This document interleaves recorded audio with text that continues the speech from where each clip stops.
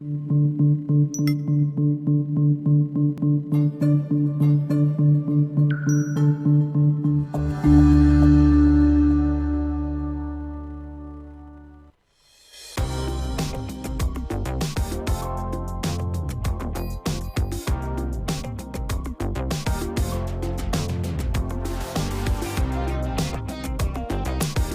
to the Jeff Crilley Show. I'm your host, Jeff Crilley, and I'm thrilled to have in studio Mike Muhney. He's an author, a speaker, and I have to say, if there was a Mount Rushmore of software, you would be on it. You're the co-inventor of ACT software. That's right. Well, it's a pleasure to be here, Jeff. Always good to be with you.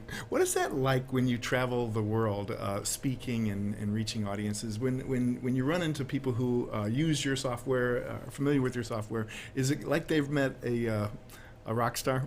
You know, I hate to admit it, but in some cases, yeah, and I'm always in awe of it because it's very humbling.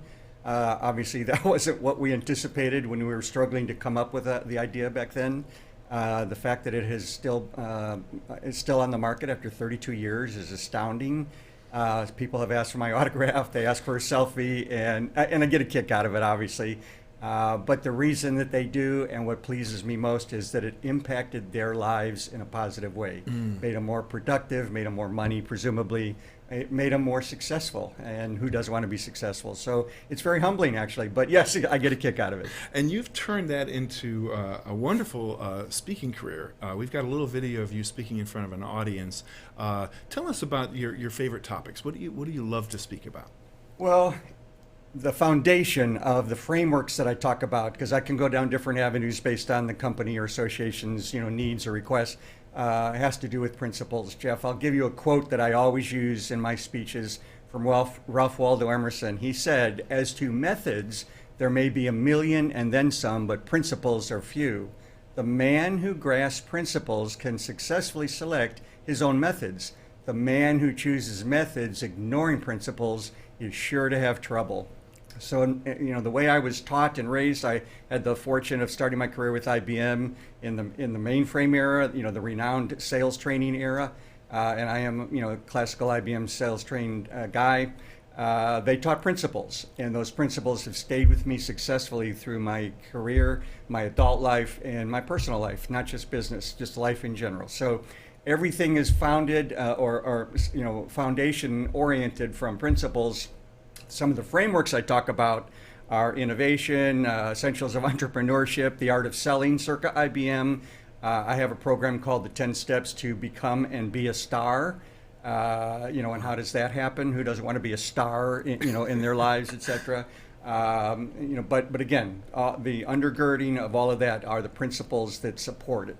And you are a star, of what you speak. We've got some video of you talking on the Fox Business Channel. I think you're often called to talk to the media. This particular interview, I think you were talking about the holidays and office functions and how sometimes they can get you in trouble. Yeah, I remember that. I was actually very sick that day and was struggling not to cough. So it's funny to look back at that, as well as it's a little bit ago, and I've obviously got a little bit more gray hair than I do today. Were you in Austin that day? No, that was actually downtown Dallas. No kidding. Yeah. That's awesome. Yeah. Yeah, you look great.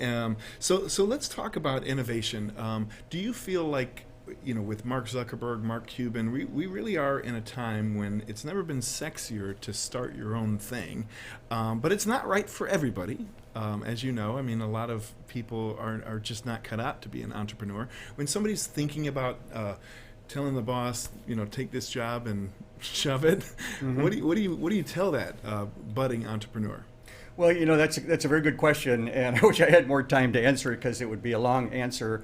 But what I do talk about in that regard is the cost to be an entrepreneur, because everybody has these visions and aspirations and dreams. Nothing wrong with that. I do too, and obviously have.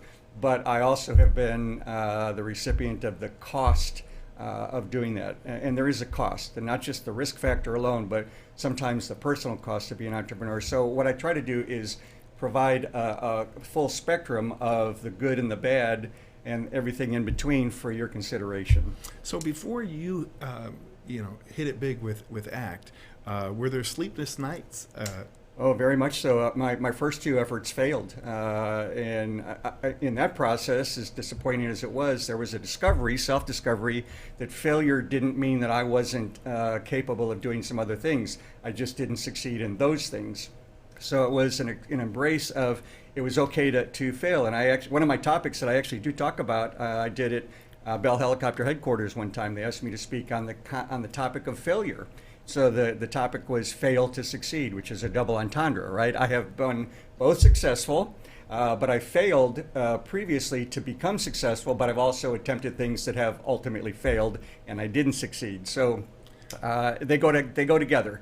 You can't decouple them. Is there a way to get lightning in a bottle? Because your hit with ACT was so huge. It's hard to repeat that success. It is, very much so. And I have attempted to do that, and it is tough. I saw an interesting clip yesterday from Steven Spielberg about dreams. I had never seen it before on YouTube, and he talked about dreams come from behind you. They don't hit you between the eyes. And so he refers to it as that quiet inner voice that we all need to learn to listen to.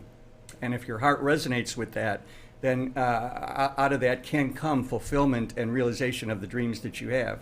So, first of all, that's how I do think it happened, because ACT was not our first choice. It was a Hail Mary desperation pass, Jeff.